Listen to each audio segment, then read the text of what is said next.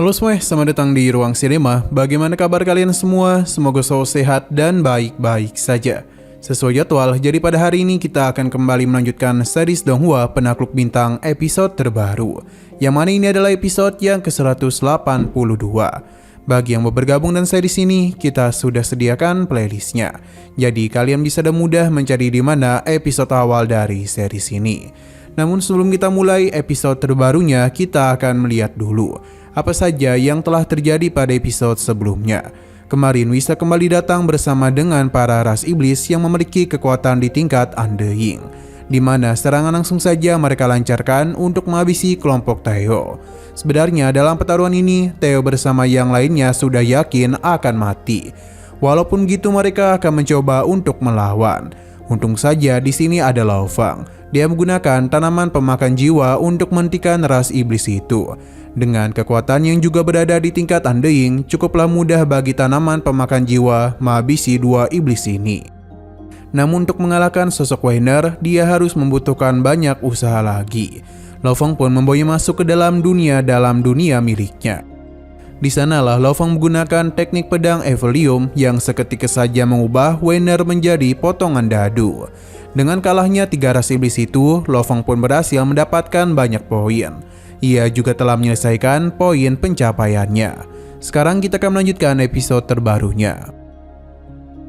Babata menjelaskan kalau tempat ini sering disebut sebagai Pulau Husua, yang paling dekat dengan daerah daratan. Hanya saja pulau ini tertutup kabut sepanjang tahun. Meskipun begitu, tempat ini akan sangat bagus dijadikan sebagai tempat persembunyian. Tempat ini juga telah menjadi lokasi untuk semua ras demi saling bertarung satu sama lain. Lao Fang menduga kalau tempat ini pasti memiliki musuh yang lebih sedikit. Jadi akan mereka gunakan sebagai batu loncatan agar dapat memasuki benua utama. Lao Fang akan mempelajari tempat ini sambil mengumpulkan beberapa informasi. Babata pun dirinya minta untuk mencari tempat tinggal mereka. Babata dengan sangat mudah menemukan tempat yang cocok. Mereka segera melakukan perjalanan menuju tempat tersebut.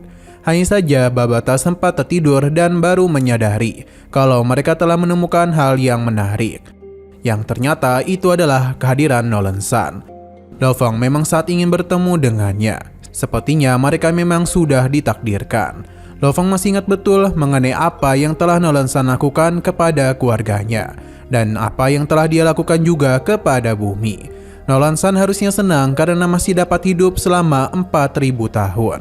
Tapi semua itu akan berakhir pada hari ini.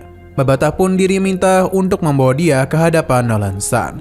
Tapi di sana tengah terjadi pertarungan antara pasukan manusia dan para ras iblis beracun. Terlihat dengan begitu jelas kalau pertarungan masihlah berimbang. Tidak ada yang unggul dari kedua belah pihak, baik itu ras manusia maupun ras iblis.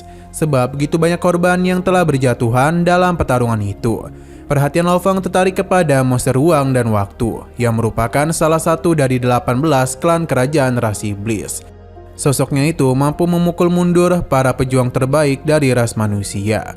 Tapi bukan berarti pertarungan akan berhenti sampai di sini saja, karena saat jugalah pertarungan kembali pecah.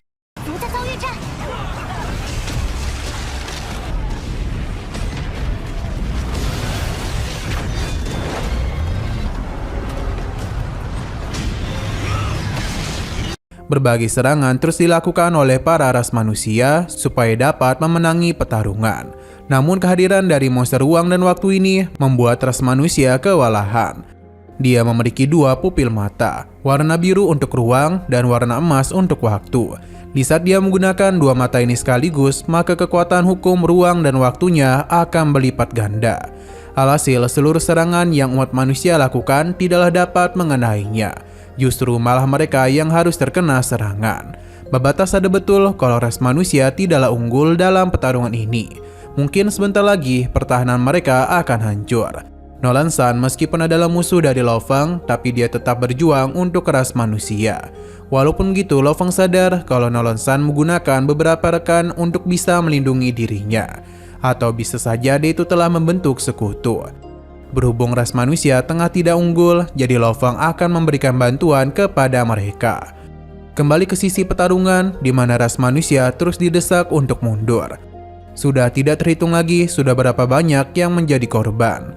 Kedua rekan Nolan Sun memintanya untuk pergi karena merekalah yang akan menahan ras iblis ini. Sebenarnya Nolan Sun tidak ingin melarikan diri, namun apa daya dirinya sudah terluka. Ia menyesal karena waktu 1000 tahunnya tidak terlalu berguna. Saat itu jugalah Nolan Sun pun dikejutkan oleh sesuatu. Hal ini tentu saja adalah kehadiran dari Abang Lo Feng. Para pejuang lainnya juga menyadari hal itu dan meminta mereka untuk tetap kuat karena bala bantuan pasti akan tiba. Hanya saja salah satu kapten tidak menduga yang datang hanya satu orang saja. Bahkan kehadirannya sulit untuk dapat mereka rasakan. Kedatangan Lo Feng seketika saja menarik perhatian para iblis.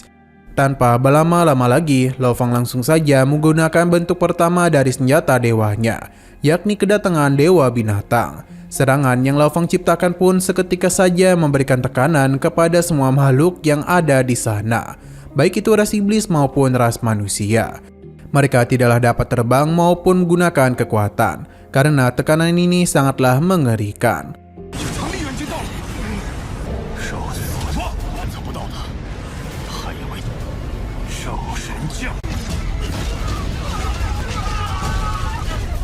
Bahkan iblis ruang dan waktu harus menggunakan dua kekuatannya sekaligus agar dapat melawan teknik Lo Feng. Hal itu memang berhasil, namun semua itu sudah Lo Feng duga. Karena itulah dia pun membawa iblis ini masuk ke dalam domain miliknya. Dengan membawa kemari, Lo Feng dapat bertarung dengan bebas. Dia menggunakan teknik cakaran Dewa Binatang untuk mengalahkan sosok iblis ini. Mereka pun keluar dari domain tersebut. Berhubung pemimpin mereka sudah telah terluka, jadi para iblis pun berusaha untuk melarikan diri. Tapi para pasukan manusia tidak akan membiarkan hal ini terjadi. Mereka juga penasaran siapakah master pedang yang datang kemari. Karena telah berhasil melukai ras iblis ruang dan waktu. Hanya saja Lo Feng itu tidak menghabisi mereka sekaligus, yang membuat iblis ini dapat memulihkan diri dengan kekuatan lainnya. Meskipun begitu, mereka tidaklah dapat bergerak karena tekanan yang Lo Feng berikan. Nolan Sun masihlah belum tahu siapa dia, dan malah ingin memanfaatkan sosok ini untuk bisa mengalahkan Lo Feng. Sampai akhirnya dia baru sadar kalau sosok master pedang di hadapannya adalah Lo Feng. Nolan Sun seketika menjadi takut karena tujuannya kemari adalah untuk menghindarinya. Tapi siapa yang menduga malah kembali bertemu dengannya. Nolan Sun pun dihantui oleh ketakutan. Terlebih lagi kini Lo Feng jauh lebih kuat dari dirinya. Perlahan-lahan Lo Feng mulai mendekatinya dan dia itu langsung saja melakukan penyerangan. Untung saja itu hanyalah hayalan dari Nolan Sun. Padahal Lo Feng itu masihlah belum bertindak. Ia pun berencana untuk pergi, tapi Nolan Sun baru ingat kalau peraturan melarang siapapun menghabisi sesama rekan. Dan begitulah Nolan Sun yakin Lo Feng tidak akan dapat melakukan apapun kepadanya. Kembali kepada Lo Feng, yang mana dia masihlah bertarung dengan iblis ruang dan waktu. Dalam pertarungan itu, Lo Feng memanfaatkan kekuatan dari iblis ini agar bisa menghabisi para iblis lainnya. Tidak hanya itu saja, namun Lo Feng juga berencana untuk melakukan sesuatu kepada Nolan Sun.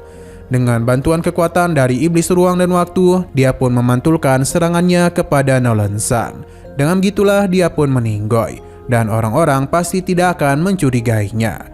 Kini Lo Feng pun akan kembali fokus bertarung dengan binatang ruang dan waktu. Sebenarnya Lo Feng sudah mengalahkan mereka berdua sekaligus. Tapi kekuatan ruang masihlah dapat mereka gunakan untuk memulihkan diri. Maka karena itulah Lo Feng menggunakan tanaman pemakan jiwa agar dapat melahap mereka. Dengan begitulah kedua iblis ini pun tidak dapat menggunakan kekuatan hukum mereka. Pada akhirnya kemenangan pun telah ras manusia capai. Kini dia bersama dengan para pasukan lainnya bisa fokus dalam melakukan pertarungan kepada iblis lainnya. Tidak ada satupun dari ras iblis yang dapat pergi melarikan diri, karena kekuatan dari tanaman pemakan jiwa jauh lebih kuat. Selain itu, tidak akan ada seseorang pun yang menyadari kematian Nolan Sun.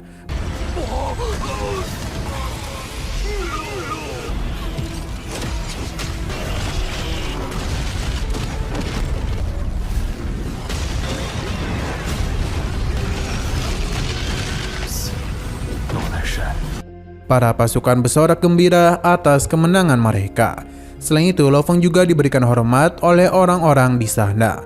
Su Fan dan juga Boar berterima kasih kepadanya. Mereka merupakan komandan legiun dari medan perang ke-7. Setelah dari sana, Lo Feng pun pergi. Berdasarkan apa yang dikatakan oleh Su Fan dan Boar, di benua Yaqi terdapat harta karun yang ditinggalkan oleh penduduk asli kuno. Harta ini seringkali diperebutkan oleh orang-orang kuat dari berbagai ras. Terdapat 12 makhluk kuat yang ada di Pulau Manuslagar. Setidaknya ke kota mereka itu mungkin di tingkat Andeing. Lo Feng akan melakukan persiapan dulu supaya dapat menang melawan mereka. Karena itulah satu-satunya cara agar bisa menemukan harta karun tersebut. Beberapa waktu sudah berlalu dan Lo Feng berjuang dalam pertarungan hidup dan mati. Ia sudah seringkali bertarung dengan orang-orang kuat. Lo Feng mulai terkenal di kalangan ras asing, bahkan dia itu sempat ditakuti. Tidak hanya itu saja, Lo Feng juga sering menjadikan pertarungannya sebagai pembelajaran, supaya bisa memperkuat teknik Dewa Binatang di 7 pedang absolutnya. Dengan begitulah dia bisa menyempurnakan teknik pedangnya tersebut. Setelah semua persiapan, Lo Feng merasa ini sudah lebih daripada cukup. Perjalanan pun telah mereka lakukan. Di dalam sana, Babata dan Atuka tengah bermain. Sedangkan Lo Feng masihlah berlatih dengan monster tanduk emas. Hingga Babata merasakan kehadiran dari 12 orang kuat yang mana itu adalah orang-orang yang tengah Lo Feng cari. Lo Feng pun meminta untuk membawa dirinya kepada mereka. Sedangkan 12 orang ini tengah melakukan pengejaran kepada ras manusia di sana, yang mana mereka dijadikan sebagai permainan agar dapat menghibur mereka. 12 orang ini menganggap kalau ras manusia hanyalah semut saja. Tapi salah satu dari mereka meminta untuk tidak terlalu percaya diri, karena takutnya akan ada lawan yang dapat membahayakan nyawa mereka. Karena baru-baru ini terdapat sosok yang sangat kuat, yakni adalah Lo Feng. Meskipun begitu, Lo Feng sudah tidak hadir dalam waktu yang cukup lama. Jadi 12 orang ini percaya kalau dia itu tidaklah mungkin berani menghampiri mereka. Selain itu, dalam pertarungannya, dia seringkali menggunakan tanaman pemakan jiwa. Di saat orang-orang ini terus membicarakan Lo Feng, ia pun datang dengan kabut yang telah menahan penglihatan mereka. Ia pun datang dengan kabut yang telah mengganggu penglihatan mereka. Lo Feng penasaran mengapa mereka itu begitu percaya diri dalam berkata-kata. Lebih baik mereka itu mencoba bertarung secara langsung dengannya. Pada saat jugalah serangan langsung saja Lo Feng lancarkan.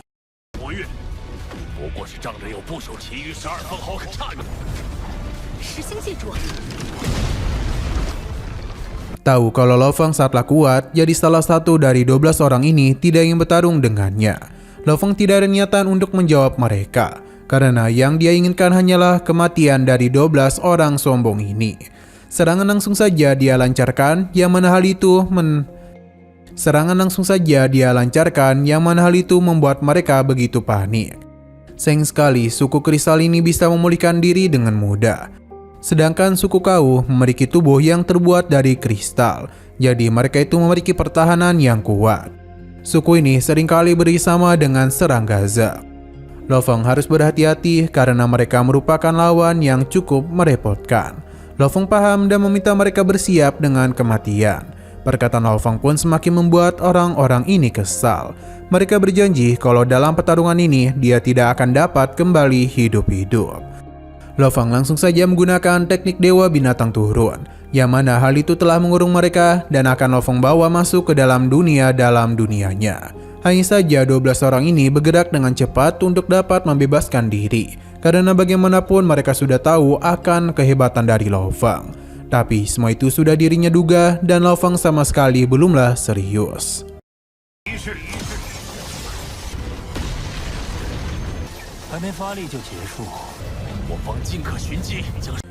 Nah, sayang sekali lagi seru-serunya, episodenya pun harus bersambung dulu. Namun sebelum kita akhiri, seperti biasa kita akan melihat preview bagian selanjutnya, di mana Lo Feng telah sangat berani datang ke sebuah ras yang mengakibatkan mereka menjadi murka kepadanya. Alhasil pertarungan pun terjadi. Kemungkinan besar Lo Feng ini akan berhadapan dengan 12 orang di tingkat Andeing. Lo Feng sadar akan kekuatan lawannya, maka karena itulah dia mengeluarkan 2 klonnya untuk berhadapan dengan mereka. Alhasil, apa yang Lo Feng lakukan telah mengundang amarah pemimpin dari ras itu.